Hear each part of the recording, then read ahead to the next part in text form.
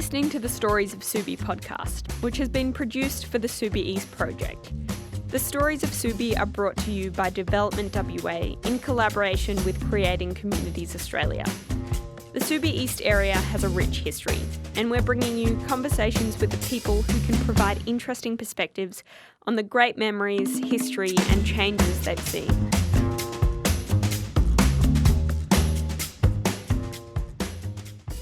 Alma Otley has lived in Park Street in Subiaco for over 80 years. She's raised her family here and seen many neighbours come and go. Alma was very involved in the Meals on Wheels initiative in Subi's community centre and has seen the area change over many decades as she walks around her block every morning. I think we lived in Union Street for a while, and then, of course, that was through the Depression. So we came and we lived at 102 Park Street across the road. So you grew up on Park Street? Yeah, and believe it or not, we always had our nana livers. Now, in those there places, there was 2 rooms, a kitchen, and when you went to the kitchen, you used to have to go out the side door, down there to go to the bathroom, laundry and toilet. In the winter time, you got a bath going down, and to get a hot bath, we used to have to throw hot water through the window into the bathroom into a Smith bath. So have you moved away from Subi in your life? You've stayed here, you've grown up here. And yes.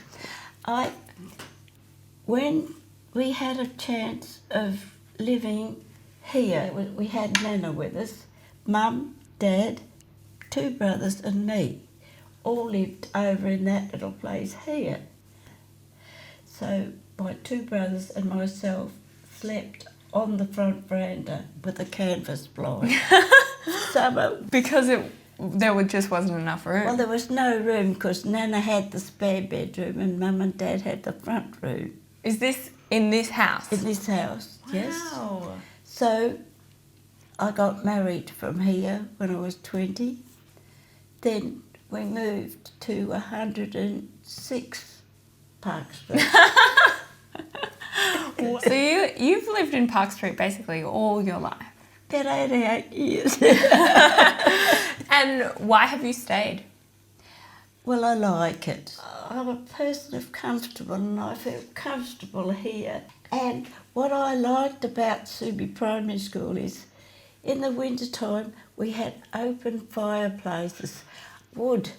That was great. And if we got wet going to school, like our shoes and socks, we'd take them off and put them in front of the fire to get them dry. It was great. A bit warmer than having to go outside to go to the toilet at your own house. When you were growing up, because you had family, on the same street, was it very much a community atmosphere growing up? Yes, I'll tell you. The roads were bitumen and the footpath was bitumen. And when it got hot, it bubbled. The road especially. And the ladies on a Monday used to put their washing in their coppers, come out the front, talk to one another. And then, of course, the baker came along with his horse and cart, manure on the road. Everybody was dying to get their shovel. They took it in turns to pick the manure up to put it on the garden. And then the iceman used to come around to bring the ice blocks, and you had to put a hole in the floor so when the ice melted, it'd run down underneath it. But because you didn't have a fridge, so you needed we didn't have a fridge. So you just would have seen huge amounts of change throughout the years in Subiaco. Yeah. But in my days, you didn't have to lock a window or lock a front door. You'd go up the street with the doors open, windows open. Think nothing of it. Yeah, no care in the world. Yeah, tell me about your involvement in the community centre. They used to have lawn bowls. They used to have a hairdresser, a podiatrist. They had a beautiful piano where you could go, anybody could go and sit and play. And we had lotto. There was a few elderly people here and some that weren't able to cook for themselves. They used to be able to come down and have their meals on wheels, and it was the company that they wanted. And every now and again they used to have a big party type of thing. That was great. Yeah. I think taking the meals to the people that were by themselves, at least they had somebody to speak to during the day. I was involved in that from 6 o'clock in the morning till 9 o'clock. Came home, got a shower, changed and went back, had lunch, helped serve lunch. Can you tell me about Subiaco in the 60s? Oh, everybody sort of knew everybody, and we used to play in the street, and where Wandana flats are, that was dirty black sand. We used to play cricket, football, everything.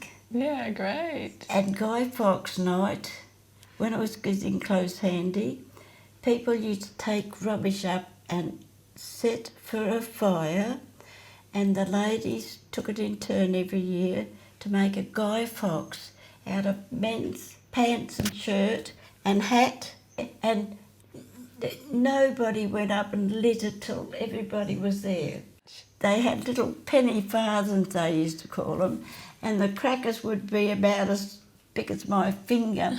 You'd light one and they'd all jump along the streets.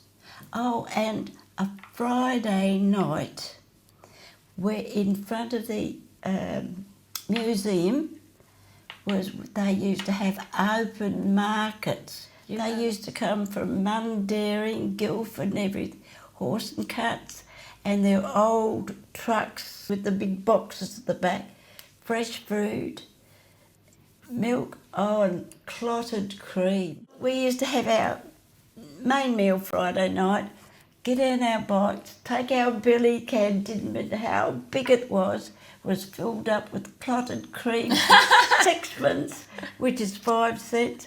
Come home and that jam and butter were sweets for tea. So, over the years, have you heard a lot of concerts and games from living so close to the Oval? All have been to the way the wind's blowing, yes. We used to have our sports day at Subi Oval because it was all black sand at Subi, and we used to have our sports there, I think with Thomas Street. What are your favourite places to be in Subiaco now? Home. Yes, I go up the street every day, even if I don't want anything. Different way every day, you know. And do you have any particular aspirations for Subiaco in the future? Well, it's not quite a country town, but it's not a full town. I like to keep that little village. Thanks for listening to the Stories of Subi podcast. It was created by Creating Communities Australia for DevelopmentWA.